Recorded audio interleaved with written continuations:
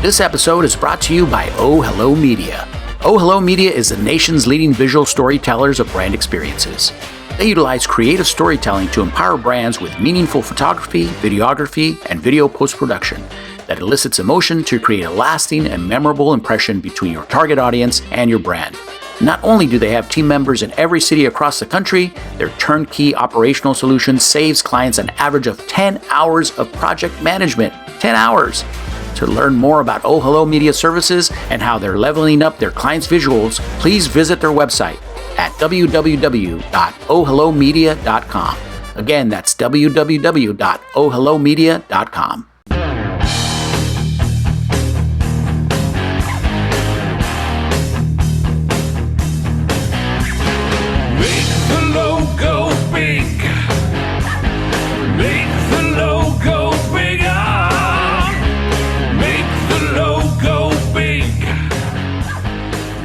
Hey everybody, welcome back to the podcast, Confessions of a Creative Director, the original podcast made by a creative director for creative directors, for aspiring creative directors, for creatives of all types who are looking to up their game. This is your podcast, and I am your host, Jaime Cabrera. Welcome back to a very special Mastercast episode of Confessions of a Creative Director. On today's show, I have Tom Christmann, who's ECD and Chief Evangelist for Catch and Release. It's a creative tech company in New York with a special focus on found content. And he's going to talk to us about how to use found content to make things at the speed of culture. Tom is awesome. He's had a very storied career working for iconic shops like Ogilvy and Anomaly. He's an instructor at the Ad House. He's got a podcast. Really interesting guy with a lot of great nuggets of wisdom. So you're going to want to take lots of notes. So without further ado, let's get into it with Tom Christmann. Good morning, Tom. How are you? Hello, Jaime. How are you? I'm good. How are you? I'm doing fantastic. Good. Good to see you. Good to see you. What's the? I'm peeking out your window there. What's the weather looking like there? It's kind of gloomy here. It's been raining. I'm sort of over this weather. I want it to be sunny Southern California again. I got you up very early in the morning. Thank you for that. You're reminding me to thank you for that. But here in New York City, in Queens, Jackson Heights, New York, it is 30 degrees, and it's the first day of spring. So we're hoping that this is the last little chill we're going to get. All right. Well, we'll power through because we are professionals. I am warm. I am fine. I'm inside. But I'm excited to speak to you. We got connected on LinkedIn somehow. I can't remember. The universe brought us together. And you're just kind of a prolific content creator, creative. You've had a very storied career, which I would love for you to talk to us about. Everything from Ogilvy to VaynerMedia to your current spot. But kind of give us an overview of your career trajectory, because as we were speaking, everything that you've done has kind of led you up to this moment where you are now and working with Catch and Release and this idea of working with found content, right? So why don't you give the audience a kind of a tour of your illustrious career? Do you have 30 years? Because my mother called me am I the only one who's mentioned his mother on the podcast? No, you're not. My mother called me, I don't know, what was it? It must have been in November, because that's when it was. She said, today is your 30th anniversary in advertising. And I said, oh my God. How am I that old? How am I that old? So, so I came right out of FIT in New York City, where I went for advertising design, Fashion Institute of Technology. I have no fashion sense. My girlfriend will tell you that. But I took ad design classes there, and being inside New York City at the time, which was the early 90s, I got to meet all my heroes and went to the Art Directors Club a lot. So I was very much in the ad scene right out of college, and in my second year in college, I was like, I'm going to be in advertising. That was my new life's dream, which I didn't even know it existed a couple of years before that. I thought I was going to be like a package designer or like a graphic designer. So I'm so glad I found this career. I have since worked. I started in direct mail, which we don't even call it that anymore, or the people who do it aren't really considered quote unquote in advertising. They used to call it below the line, which was such a kick in the teeth. Yeah. But I hated it because I wanted to be at Gary Goldsmith's place, Goldsmith Jeffrey, which was the cool shop. My friends were getting jobs there, and at Margiotis, Fertitta, and Weiss. None of these names mean anything to anyone anymore. I guess Margiotis is still around. But I got a job at Ogilvy Direct, and the reason I got the job is because I wrote this little brochure saying, is Tom Christmann a copywriter or an art director? And the brochure was a direct mail piece, obviously. So I was showing that I could do a direct mail piece. And in it, it proves that I'm both, because it was a timeline of my life up until then. And it was how I loved to make books, and I loved to make, I was a maker. And before I knew what that was. So I just told them, like, I can do both, and, sent them the direct mail piece, quote unquote. And it got me the job. And it was a great job. I was there for 2 years. I met David Ogilvy a couple of times. Really? Once I rode an elevator with him, which was amazing. Wow. Never really spoke to him. I was just in awe. But it was a great place to be because it was the time when we were sort of coming into the internet. Nobody knew what it was yet or what it would become. It feels like that now, which is kind of cool. And, they were saying, like, interactive television is going to be the thing. Everybody was looking for what's next. Advertising's over, by the way. This is 30 years ago. They were saying advertising is done. It will never be the same. Forget everything you know. It's all changed. And, they're still saying that. Yeah. So I got to do I got to learn about persuasive writing. I had to write. They would tell you, the control, which the control is the letter that's been doing the best in direct mail, right? So this is the control letter. You have to beat it, and you have a letter that you have to beat. And this letter's 5 pages. So we say you should write your letter 5 pages, but it should be different. How it's different is up to you, and you got to beat that letter. So I grew up just trying to beat these letters in 2 years of that. Wow. It taught me to write persuasively. It taught me to think about the person reading it. They're opening this thing. It's not, they don't care. They're opening their mail. They care a lot about the other mail. This one, it's an offer. It's it's American Express was my client, and I had to beat the letter that was the killer of all time. And who had written that letter?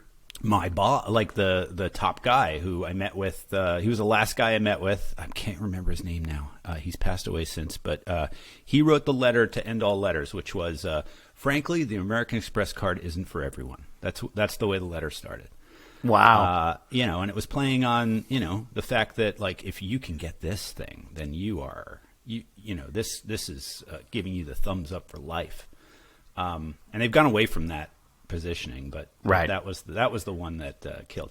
But I learned how to connect with people, and how to make things in direct response. You had the ability to do things that were much more intricate, and kind of you could give them a scratch off or a pull. I used to call it like we're just getting monkeys to put chips in the bin. It's like you're trying to trick people into doing things, and it was a great primer for advertising because I left there and went to Curation and Partners, which was much cooler and hipper, and in Soho, and they were doing the Snapple ads, and I learned a lot about how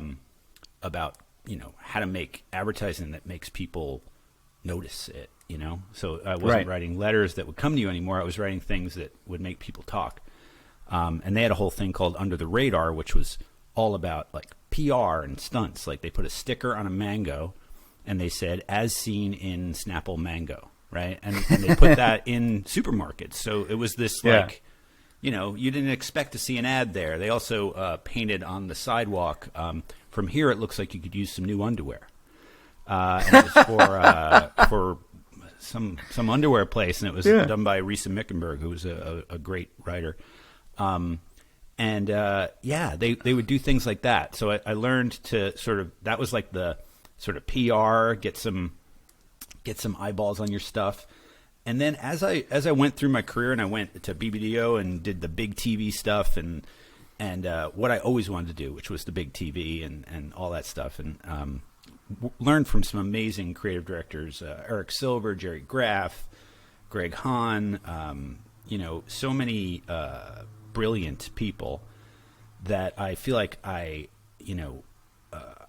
the whole way I was learning to do these things, but always taking it to the place where I was kind of a little bit silly, and I would always kind of try to play with the meta of things, like play with the viewer, and when I got to DeMassimo Goldstein, which was my last sort of like running an agency job, right?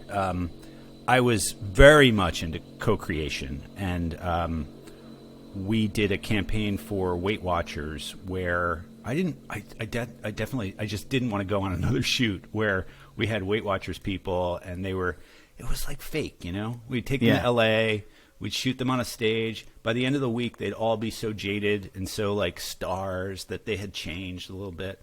And I was like, we got to get real. Like iPhones, this is, I don't know, 6-7 years ago. iPhones are getting to the point where, and computer, cameras are getting to the point where they're pretty good, especially with our target audience and the people that we know. Let's get them to shoot the commercials, even if we have to send them a camera. Yeah. So we did, and we called it Selfie Festo, and we wrote a script for them, like half a script, that the plan had worked for so many people, and they all did it differently. And then we asked them to add in and shoot B-roll, and here's what B-roll is. This is like, we're going to be playing this underneath what you're saying. So just like show us what, exercises you do. Show us what foods you make to stay in your shape. And you know what? This thing, and we gave them a little bit of creative direction, like don't wear logos. Right. Hold your camera this way. Get a tripod. All the little tips and tricks. Don't have backlighting that we all know now because of Zoom. But it was great. It came out so good. It came out so authentic. And, it was real, right? It really, and it probably gave the viewer the feeling like, hey, that looks like me. That looks like my house. That I could do it too. So it had that kind of realness to it. And none of these people were celebrities. They were all just regular people that we knew had good social media skills, but didn't have millions of followers. They were just real. They've since become my friends on Instagram, some of them. It's amazing what happens when you co-create. And also, it was better than anything that anybody could have written because this is how a real person talks about it. So it became my sort of obsession to like just document, almost like making commercials that are documentaries. Yeah. We ended up getting what's called Shutterstock, and they were like, we need a new campaign. And again, how do you use what you've got instead of making something new? Because for Shutterstock, you can't make a spot and shoot it. You can, I mean, I guess you could. You could do a documentary about people using Shutterstock. That was one of the thoughts we had. But in the end, we said, let's make stuff out of stock that doesn't look like stock. Right. And we looked at culture and we said, well, there's this fire festival thing that's happening right now. Yes. Back then. I saw this. Okay, go ahead. Keep going. And then they were like, oh, cool. So we made so in the story of the fire festival, the guy who did it, who since went to jail and now is out and looking for funding for his next project, which is crazy. He had just blown $1 million on a trip to the islands near where he was going to be with a bunch of models and the pigs.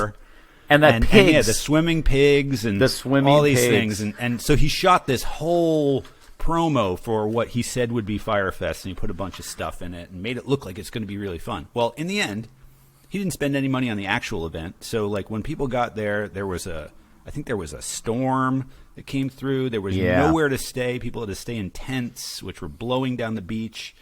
He gave everybody a ham sandwich, or a cheese sandwich or something. Yes. People ended up like stranded at this thing. So there were two, in culture, there were two documentaries about it. So we thought, let's jump onto this. Let's make a quote-unquote promo for this, but then halfway through, let's pull the rug out and say, no, this is not a promo for that weird festival. This is Shutterstock, and you can make anything out of stock. Yeah, you did it. If I remember correctly, you did it shot for shot. Like Pretty every much. shot, you kind of found something that was very similar and recreated. I very remember similar this. Music. I remember even, this. There's a voice at the beginning that says like something like everything is possible when you dream, or some line like that with a voice like that. So I just did that as like that was the only piece that we actually created for it. It was me into a mic saying that line, whatever it was, and we just to give you the same feel. We even had swimming pigs, which were on Shutterstock's library. So all of it was available, and we spent in the end with the edit and everything, it was about $12,000. So he spent $1 million. We spent $12,000. Of course, we didn't have to pay Shutterstock for it because it was their stuff. But you know, it was cheaper than anything. So that again, like I was so into that because it's like we don't have to make anything. We don't have to pretend to be the coolest people in the room. We don't have to find the best director and then you know convince her to shoot our spot and please be cool, you know, and don't change it because we love the. We just have to make it, and we sit with an editor and just make it, and that is so fun. And everybody jumped in, and it was and it became this like, okay, what can we do next? And we did like 8 or 9 of them before Shutterstock was like, yeah, we're cool, we got it. I don't think they wanted to pay us. I remember that. I remember those. I love those. Yeah, very cool. So that led me. Once I freelanced from DeMassimo, I worked at Vayner for a little while. I went back to freelancing. In that time, I had met with Annalisa Gooden at Catch and Release and was freelancing with her and building something inside.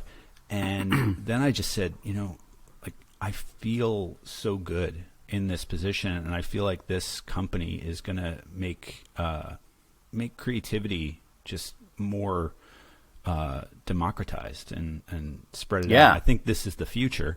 So I jumped in and I said, I want to be here. I want to be your ECD, and I want to be a found content evangelist, which is a title I've sort of given myself to evangelize these things, because I feel like there's so much creativity out there that we are just letting it rot on the vine, and we should be jumping in and grabbing it every day.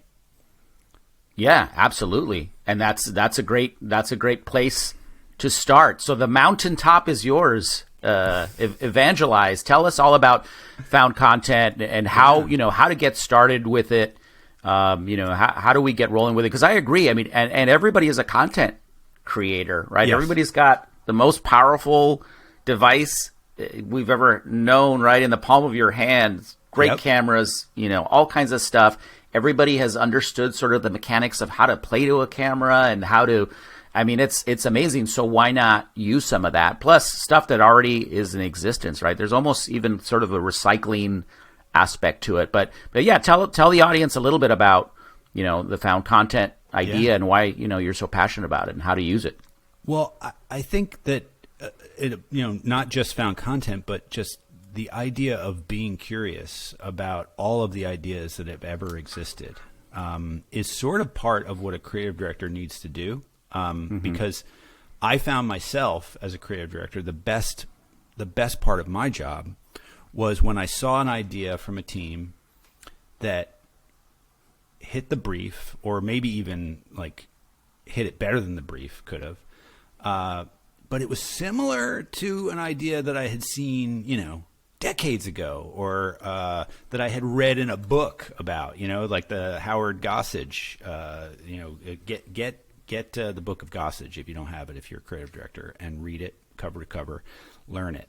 Because he, again, way ahead of his time, way before the internet, he was writing things that were interactive and in New Yorker magazines in the 50s and 60s. And it was, his ads are like nothing I had ever seen before or since.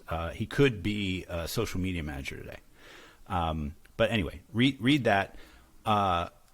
Be curious about everything that's ever existed, because when you see ideas and you see something, now a bad creative director would say, oh, that idea's been done. Howard Luck Gossage did that a million years ago. Don't do that. Do like, hey, read, like, I like your idea. it's similar to something that he did here in a totally different way.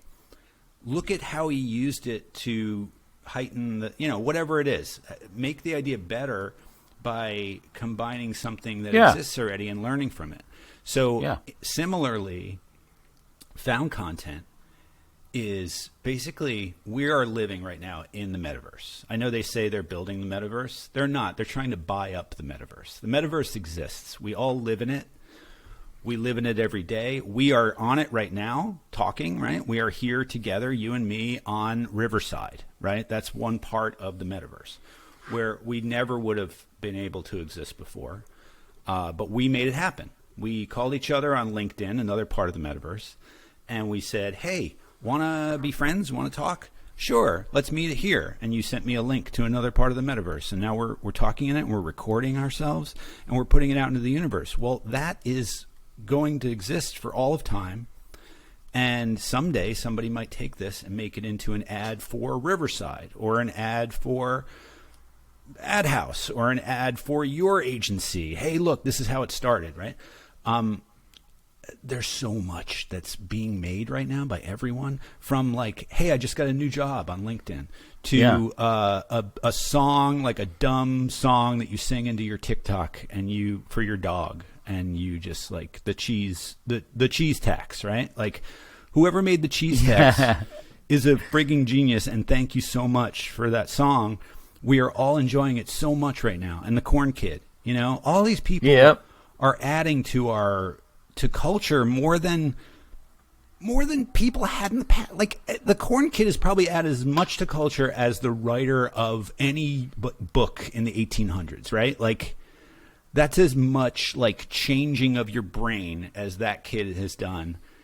And when you think about that, that's kind of incredible. You're kind of blowing my mind right now. And I just marked this whole section, this idea that we're already in the metaverse, and you're absolutely right. I mean, it's really fascinating to think about it that way. I've created my entire, and you've created your entire like brand, right? I'm not like connected to anything. I'm Catch and Release right now I'm working for, but like I've created Tom Christmann online. Like it's a brand that I've created, and I've created it out of just being passionate about advertising, creativity, ideas, curiosity, and people call me up and want to talk to me about it. It's kind of crazy, right? So in your job as a creative director, you have to be open. So the first step to using found content is just knowing where it all is. I fought it for a long time, but be on TikTok. Get on there. Get on Be Real. Get on Snapchat. You don't have to make anything. You don't have to creep. You don't have to be a weirdo. But like, you might think you're too old for Snapchat. You probably are. But you know what? Be on there. Look, see what everybody's doing on there. How are people innovating? Who are the biggest people on there? What are they saying? Something like TikTok is great because it's so organic that you can just find anything, when they start to monetize these things, they start to narrow the ways you can discover, which stinks, right. But you can overcome that, right? Like you just in your own, just by using curiosity, right, and figuring out ways to search in different ways, you can overcome that limitation. And you can learn things just by being. I would say, spend, if you're a newbie, just spend an hour a day just tooling around. And seeing what's happening on the different platforms, and learn where your audience is and what do they care about? What are they writing about? Like, we all sit in these rooms and we see these personas, and it's Jaime is a persona, and he's a creative director, and he lives in LA, and he's got guitars, and he's and he's not a real person. Like, now you're a real person. I'm basing him off you, but he's not real. Like, now I'm looking at you. This is a real person. What does he care about? You can literally watch your customers live. Like, it never was like that. I mean, you had to like hire what was called an ethnographer, and you have to like it was a great way to learn how people really used peanut butter, right? Because like if they went into a focus group, they would say, well, what I like to do is and they like embellish what they do. No, here's what they do. They scoop it out of there. They slap it on there, and you learn by watching humans without them sort of being conscious of being watched. In their natural habitat. Yeah. And their natural habitat right now is the Metaverse, which is all of social media, LinkedIn, Microsoft Word docs, Google Docs, all of the things that we're making and putting into the cloud are up for grabs in terms of like looking at and learning from. So my first step is just get in there. Don't try to be an expert. Nobody's an expert. Not even Gary Vaynerchuk knows what's next. But he's in there and he's watching and he's participating and he's making things. That's another thing I would encourage everyone to do is make a little bit, like try making a TikTok. I know it's scary, but like just do it.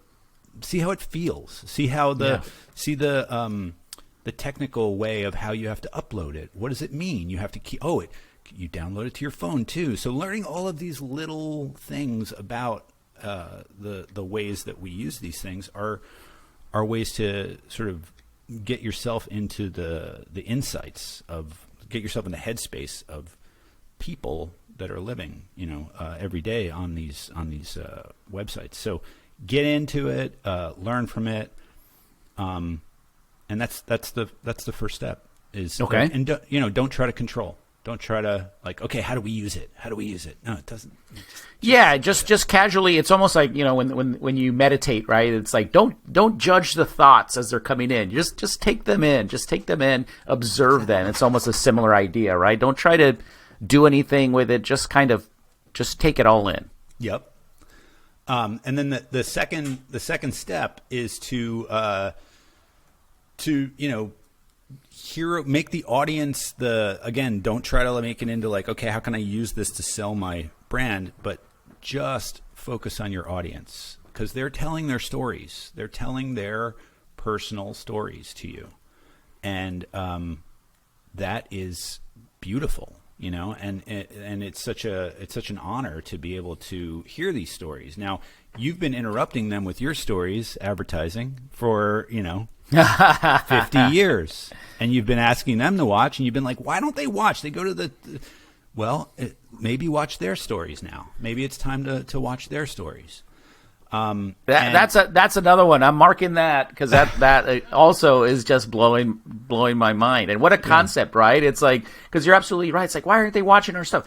Why aren't we watching them? Or why aren't? Yeah. Oh my God, that's great. Okay. It's how to influence people, right? It's how to make friends and influence people. Who's the Dale Carnegie? That's the whole book. Yeah. Shut the fuck up and listen. Yeah, and ask questions and listen and follow up questions. Yeah. I learned that again from being a podcast host, and I'm sure you have too, is like when I go back to edit, and you don't do much editing, which I love. I love that. That's the key. But don't talk so much. And just let your guest tie himself into knots while he tries to finish a sentence, And I am guilty of that. And that may have been what you were reacting to. I think sometimes, and I've become more conscious of it. I'm like, you just don't talk as much. But I get so excited that I want to jump in. All right. Yeah. So we got a couple of gold nuggets already. Keep them coming. Awesome. So as you watch your audience, try to learn what they like. The things that they like may not be exactly what you make, but it may be next to what you make. So like with the Shutterstock guys, right? It's like using the Firefest to sell Shutterstock. What? That seems like, why would we be talking about Firefest? That's so out of. Well, that is what everybody was talking about that week, right? So like there were 2 documentaries, one on Netflix, one on Hulu. It was like a dueling doc. So we had like this cultural moment. But there may be things in your audience's world that they love that are sort of adjacent to what you make or what you do, but that you have the ability to step in and say something about or love to or or make an analogy like we did with the Firefest thing, and say like, you could make cooler stuff for way less money, and maybe don't get yourself in trouble. There's a way to sort of think about your audience and also think about culture, and then just kind of, it's almost like when you're looking at those 3D paintings and like you sort of let your eyes cross. It's sort of what you have to do is like, there's this thing and there's our product. How do they sort of overlap, So that's another thing with found content is like, don't just focus on yourself and your own wants and needs and what your ROI that you need to get on this. Think about your audience's ROI, what they need to get, and how can you help them? How can you help them get what they need to get while also saying like, oh, there's this other thing you might want. So that's the second step is that's great. Put your customer in the center. The third one is to don't, and this might be a good life thing, is like, don't just search for the thing you need right now. Yeah. That is like, oh, I've got a meeting in 10 minutes, so I need to like look up what search for, or I have a campaign and I need to find all the pictures of people opening jars or whatever.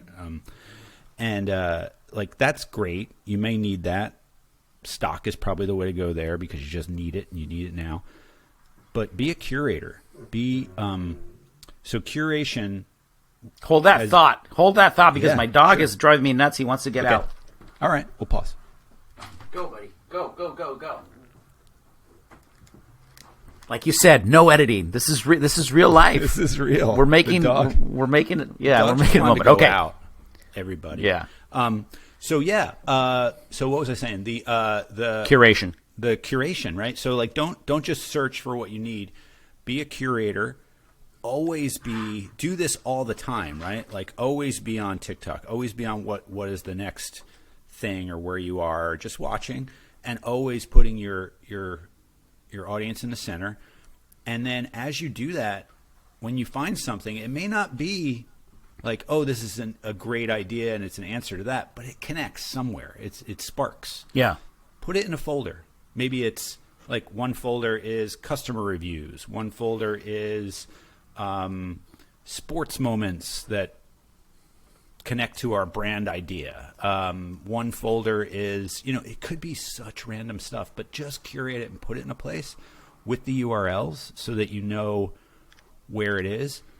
And it's we used to call it a tear sheet or a tear folder or a what was it?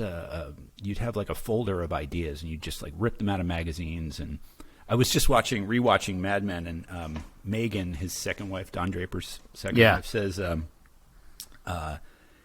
"Don't tear all the ads out of my magazines," because that's what we used to do. Right?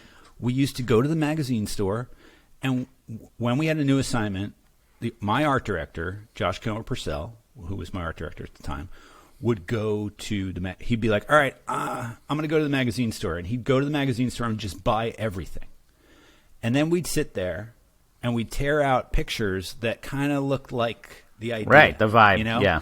Because what we were doing, and we didn't quite know it, was the magazines were culture, right? That was culture. That was like the gatekeepers of culture had decided, this is the look this season, this week, this month.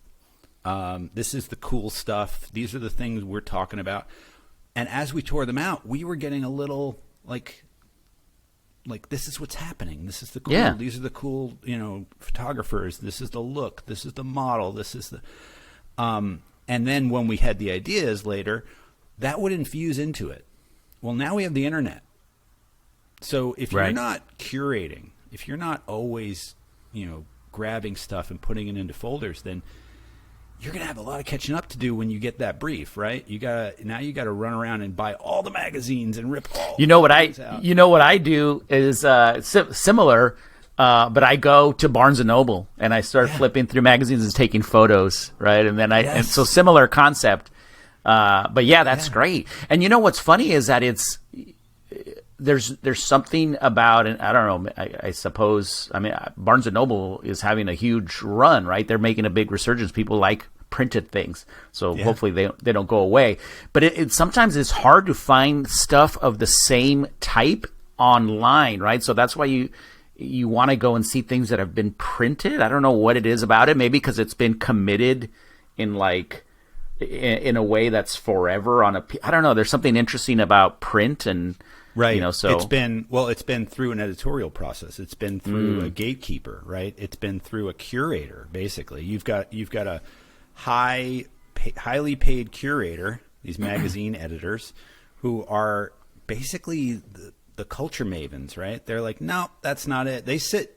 Magazine editors sit in a room with the entire magazine on the wall, and they say yes, yes, and no, no, no, no. Even the ads they decide where they go based on how good they look and how they connect to all the other stuff.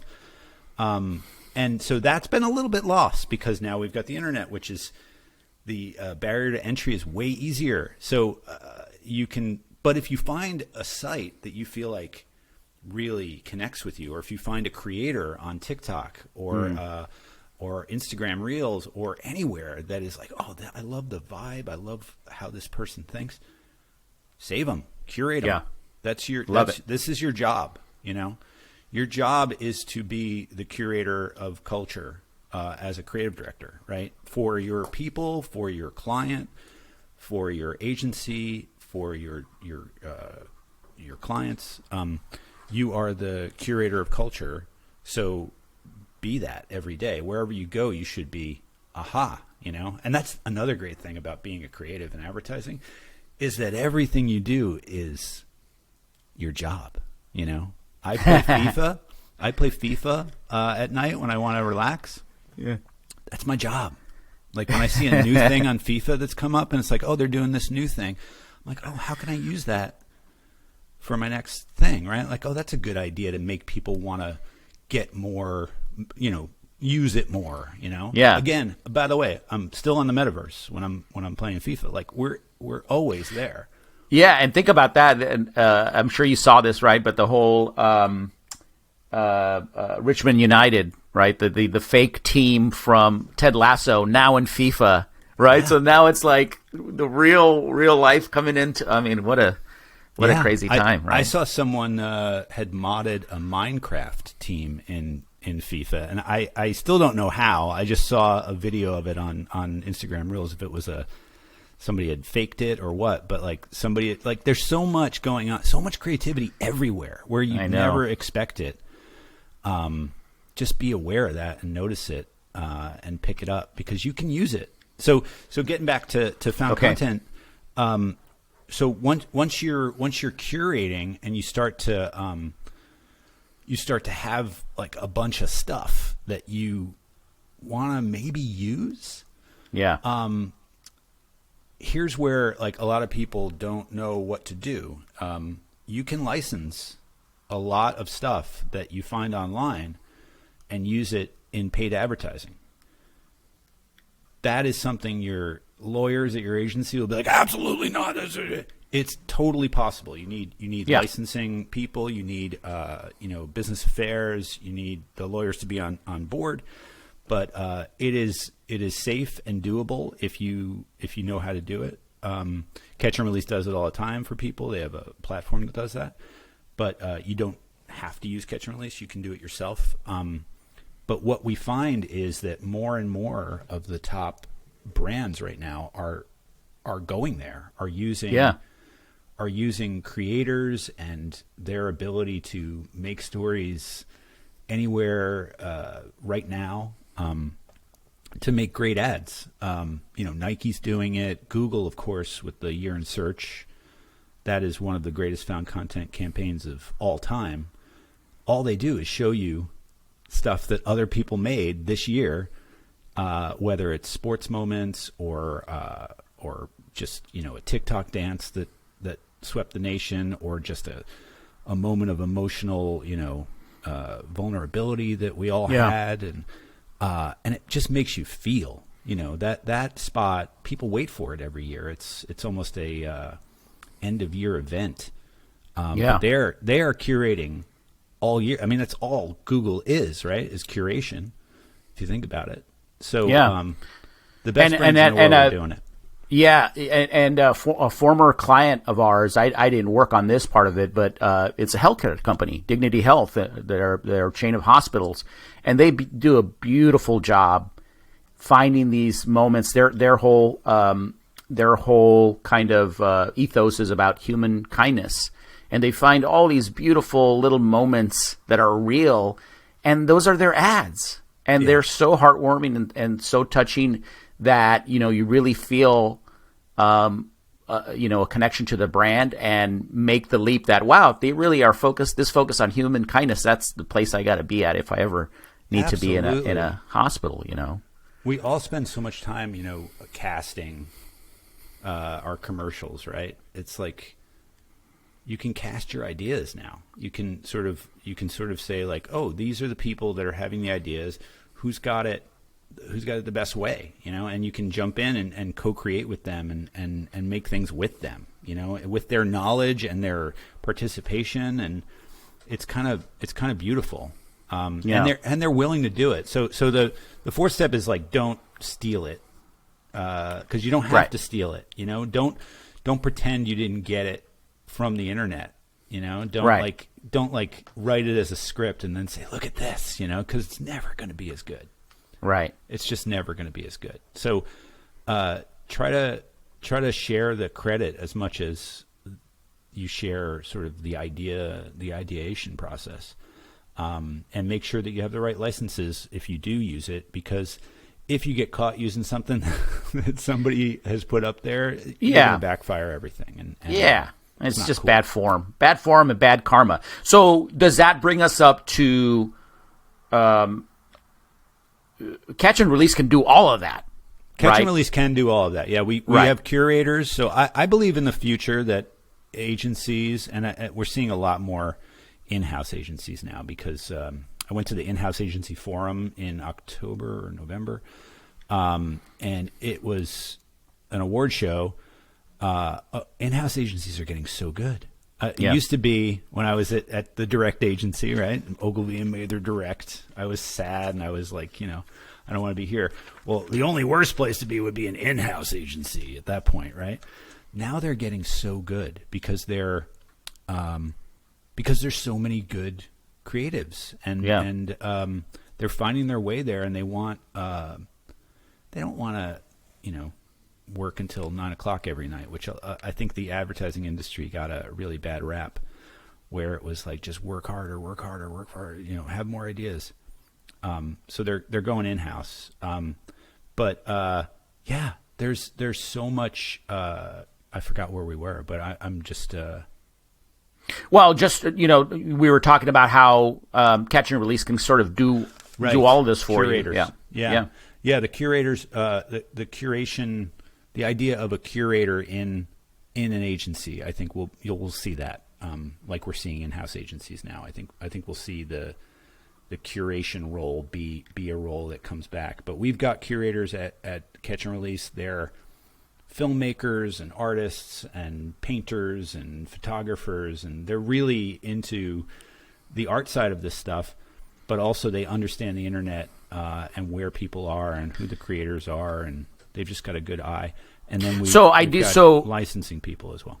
So in a perfect world, right, I could come to you and say, I could give you a feeling that I'm trying to achieve, right, and you might be able to find something.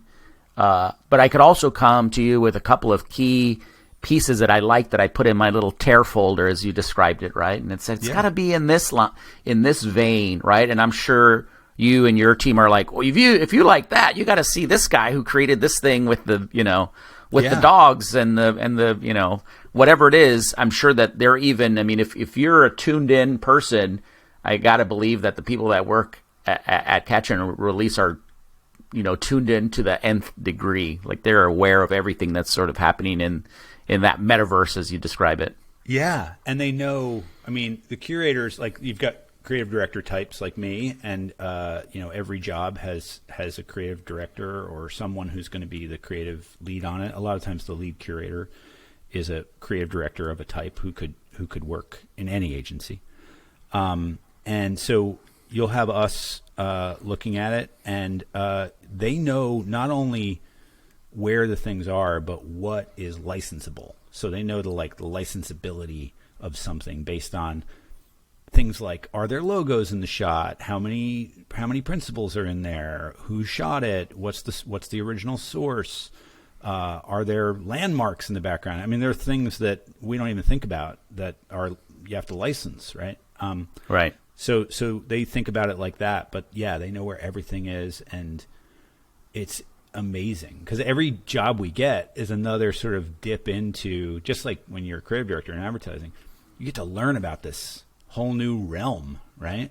Like, we work for Amazon, and they're doing these beautiful things that are, sometimes it's not even finding the actual asset. It's finding the sort of, inspiration for it. Like, Amazon wanted to find really funny or interesting 5-star reviews.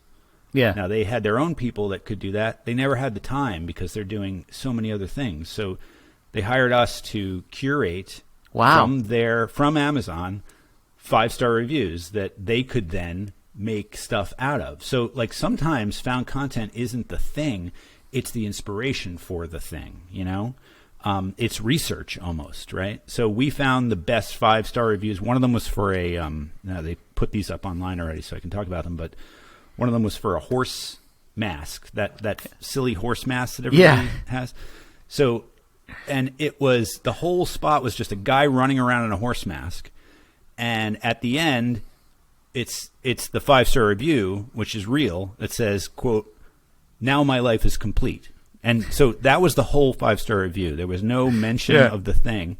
And in the end of the spot, which they shot, the guy finds all these other people with animal head masks, and he jumps onto the top of a little human pyramid that they've made on the beach. And it says, "Now my life is complete, 5 stars." So it's like that came out of a real review that somebody made, and they just added on to it. So that is co-creation in a nutshell, basically. And they could have done that, if I'm thinking about this correctly, because I thought that's where you were going. They actually could have done that also with a piece of found content, right? In other words, they could have found some creator that was running around with the head as well. Sure.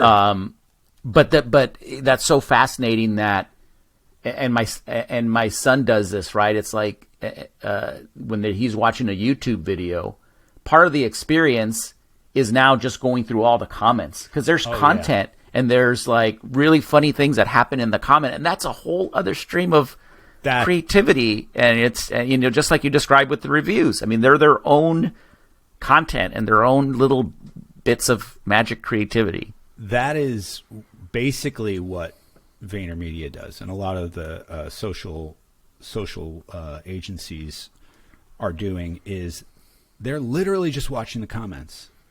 So if you put something up and then you watch the comments, you will see the creativity of humanity at large. They are brilliant, and they will come up with so many different ways to slice it. Some of them will be silly, some of them will be not safe for work, some of them will be, but watch that. Vayner has a job title called post creative strategist, which I had never heard before.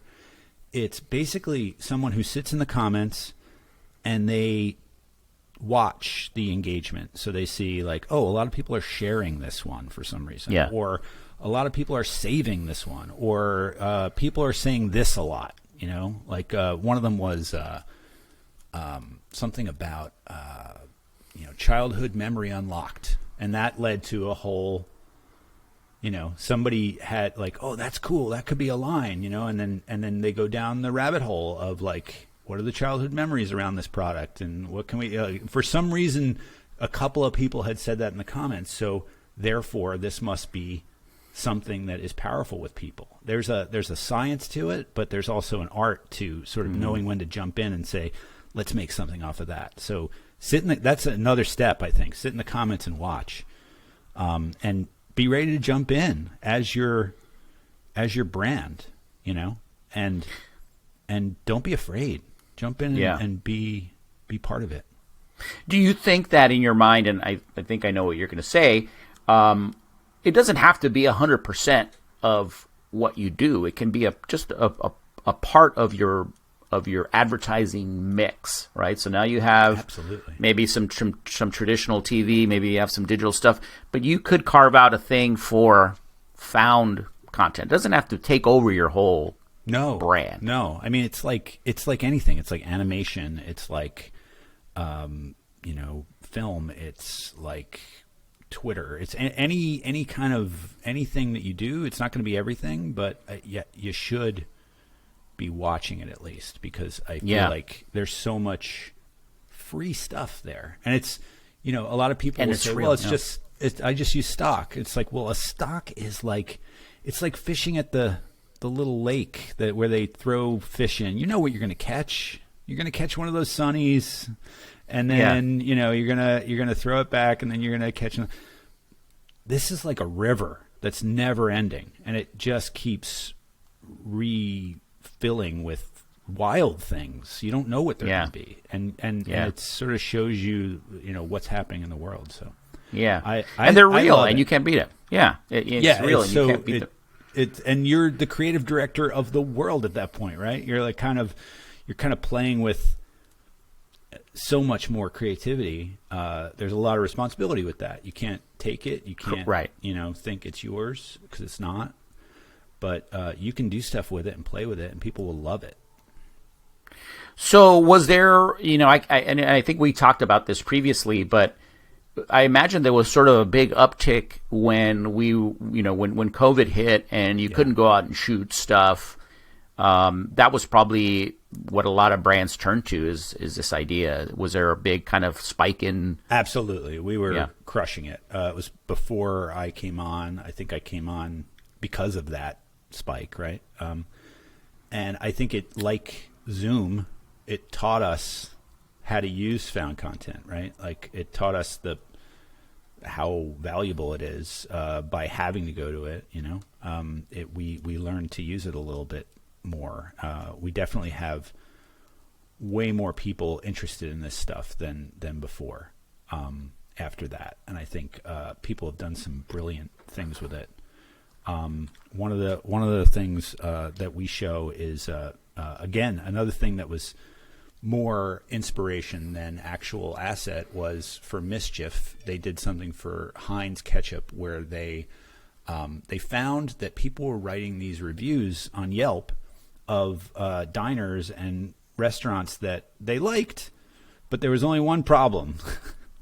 The problem. The ketchup, it looked like Heinz, but it wasn't really Heinz, and they kept finding these, and they hired us to go find a bunch and license them, and so they could use them in some teasers, but they ended up making this beautiful idea that was called Tip for Heinz, which if you gave an extra $1 on your receipt and you wrote it down and you said $1 tip for Heinz, and you took a picture of that, and so you're adding $1 to the tip, which is fine for the server, and you're taking a picture of it, you're putting it online, and you're basically calling the restaurant out, because the restaurant's name is on there, for not having Heinz. If they switch, Heinz may pay for a year of Heinz for them. If you do that, you may win, I don't know, $1 million, something fun. Brilliant idea, and it's basically asking people to be part of the idea by saying, like, do this, and I think it's the kinds of ideas you can get from Found, right? Because it's like, oh, that's a problem. Let's fix it by using actual people instead of making up our own sort of movie about it, which they could have done, I guess, but they didn't. That's so good. That's so awesome. In addition to the amazing work that you're doing there at Catch and Release, you're a busy guy. You have done some teaching at the Ad House. You have your own podcast called the A-List, which rumor has I'm going to be part of. Maybe I'm putting you on the spot there. Sure. Then you're also doing a podcast for Catch and Release on found content. you are just you're kind of doing all kinds of things. Tell us about all these other things that you're doing, and you know, you're such a great, even in this forum, you've done such a great job of just sort of educating me and the audience, right? So I can imagine that you love teaching. I actually hate teaching. I don't know what you do. The actual sitting in class and like presenting, and then because I stress about it the whole week. I just stress and stress and stress. I actually haven't done a class in a couple of years because I'm it's too much. It wears me out. But I love helping people learn, and we started adhousenyc.com, which is our website. We started AdHouse again about 4 years ago, I guess, 3 years ago, right before the pandemic. Actually, it was 3 years ago, and we bought it from Lauren Slaff, who had created it with Gary Goldsmith, actually, interestingly enough, back in the 90s. And I had taught there. Paul, my partner, Paul Fix, had taught there. He's one of the best teachers I've ever seen and loves it. He teaches a great class at AdHouse. We bought it from her. We have taken it to sort of course, it's online. A lot of the classes are online now. But it's adhousenyc.com. We try to keep the classes low, so they're $699 or $799 for 10 weeks, and you get 10 basically 3-hour sessions with a working creative director, and they go through all your work. And there's probably 12 or 14 kids in a class at the most. Kids, they're humans. Right. And of all ages. And you basically just make a lot of the classes are just make ads and learn. And each week it's sort of a discussion group / looking at ads, looking at other ads. You become a little family in that 10 weeks, and you help each other throughout the rest of your career.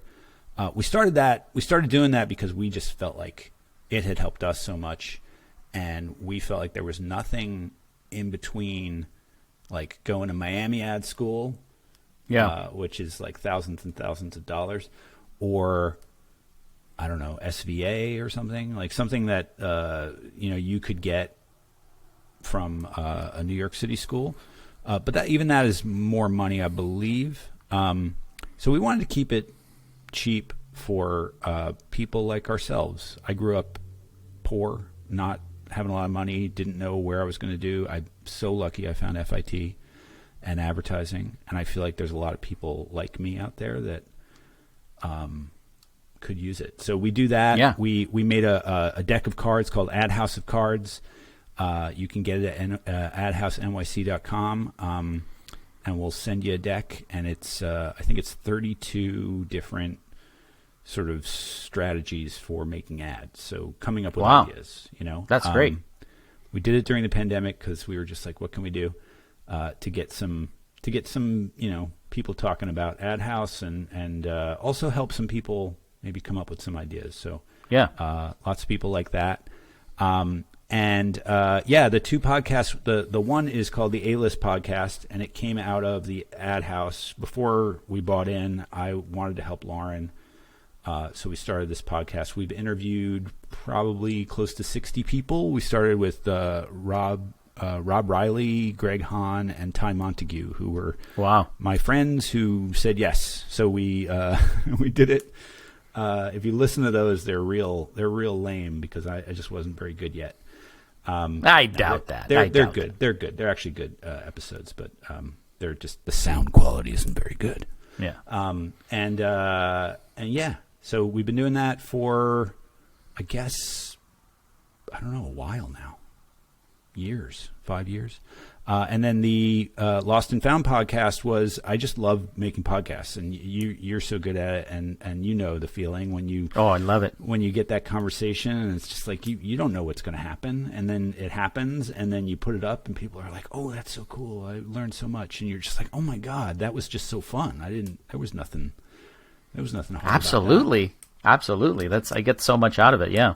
Yeah, and you're doing such a service. And I think, you and I listened to your Dan Nelkin episode, George Tannenbaum. There's so many people out there right now that are helping people learn, that are just doing it because they're passionate and they want to jump in and be a part of it. So I'm so grateful that there's so many of us out there doing it. Yeah, and I've been so surprised by the generosity and the willingness of people, who are at the top of their game to be like, yeah, I can spare an hour and tell you everything I know, for free. I mean, it's just, I've been really surprised and delighted about how generous people have been, people like you and the people that you've mentioned, and it's been a really great run. I'm super excited about keeping it going.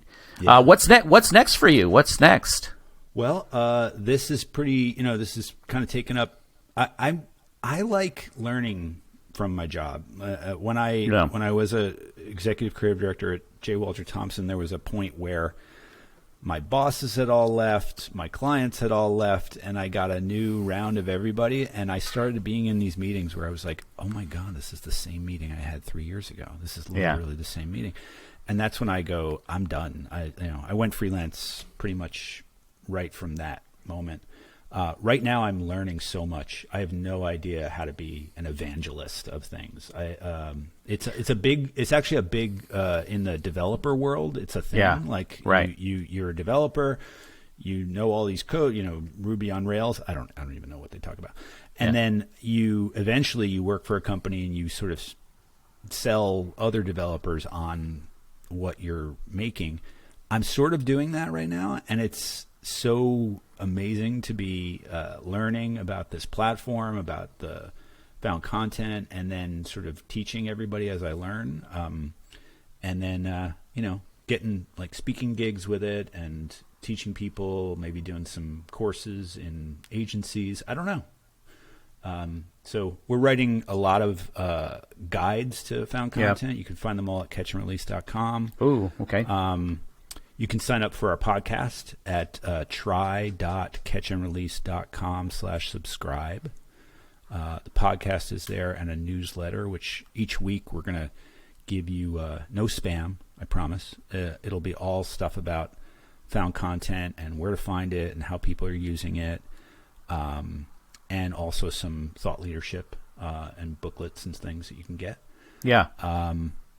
So that's sort of content marketing is sort of what I've sort of gotten into. I could see myself becoming a marketer down the road and make the creative director thing I used to do. Who knows?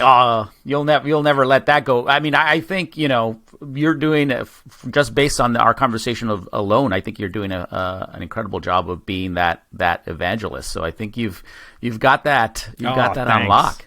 Yeah. Cool. No, I mean, you brought it all together, right? And I agree with what you said, that everything that you've done has kind of led you to this moment, right? All of your experience and that experimentation and the search for what's next. I think I've brought you here, so I'm excited to see what you do next. And thank you. I think it's all about confidence, and it's all about knowing that it's going to be okay. And just looking for the ideas, no matter where they are. And when you're a creative director, that's what you're doing. You're not looking to get your ideas out there. You're not looking to be the hero.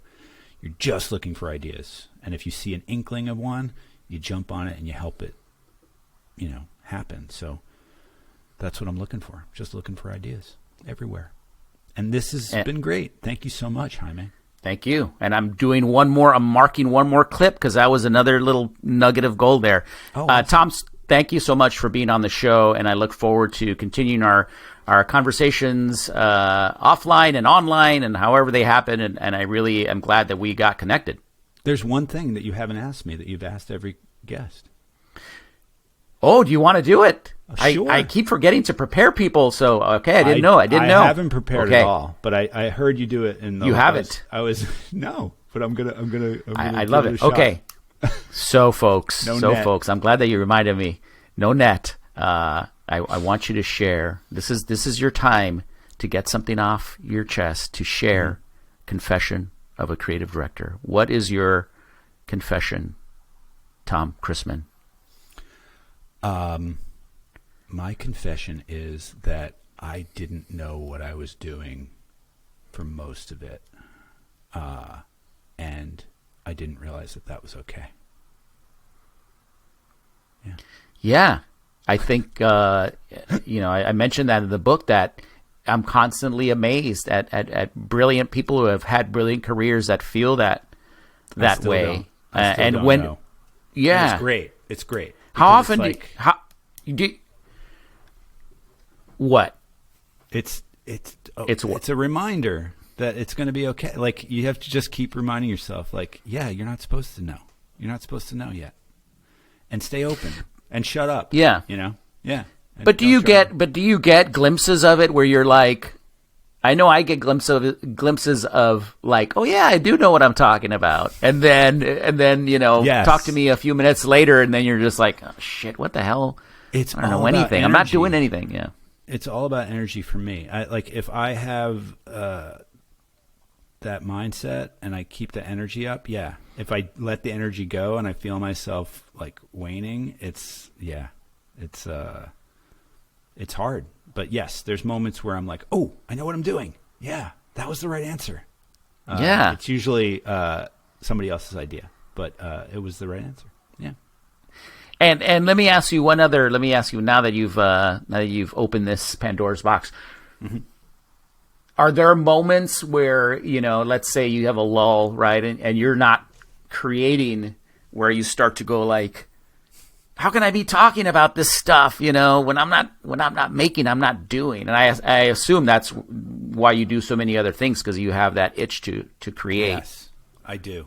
I will make a TikTok. Go to my TikTok. It's Mongo Industries, at Mongo Industries. That's pretty much my handle on most social media.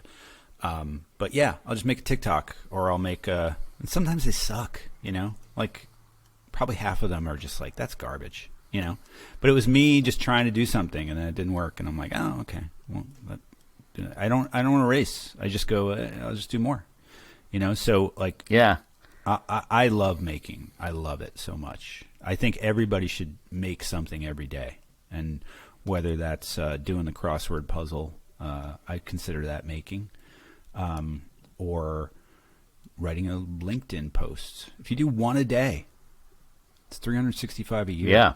Yeah. Just make something. That's what I'm trying to do. Yeah. And I just, you just helped me answer my own question, because I get into those situations where I'm like, I'm not making, I'm not doing, I'm like, it's right there. Keep making stuff. There's so many ways. The whole metaverse is yours to play with. Go do something. Go play a game of FIFA and film it. One of them was this kid had this incredible team on FIFA, and I just grabbed my phone and I filmed when they show the other team and they come out, and it was just this, like, he had actually bought like so many top guys, and I'm just like, I'm gonna get crap. Well, I did. I lost 3-1 or 7-1 or something awful, but that was content, right? It's like, this happened to me. Right. And I got a lot of response on that one. It's like, yep, best team money can buy. It's like, it was just a connection. And, maybe it's a waste of time, but also, I don't know. I learned something from making that. I love that. All right, Tom. Well, thanks again for being on the show. And like I said, I look forward to keeping our conversations going on and offline. And on the A-list. Touch. And on the A-list. Coming soon. Absolutely. Thanks so much, Tom. Thank you. And there you have it, folks. Another episode of Confessions of a Creative Director in the books. Thanks to my special guest, Tom Christmann from Catch and Release. That was a great episode. I'm really looking forward to experimenting with found content. Thank you, Tom, for sharing not only that information, but all those nuggets of wisdom from your very storied career. Thank you for that.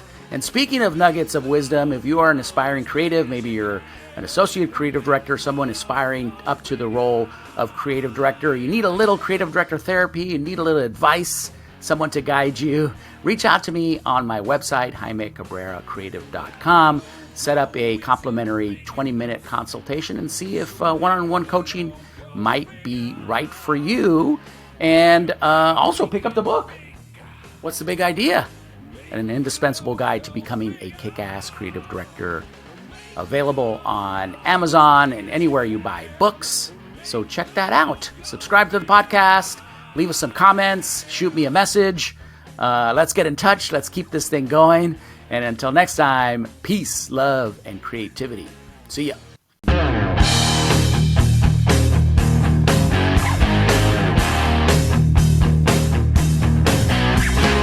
Make the logo big. Make the logo bigger. Make the logo big. Make the logo bigger. Make the logo as big as you can. And make the logo bigger. Yeah.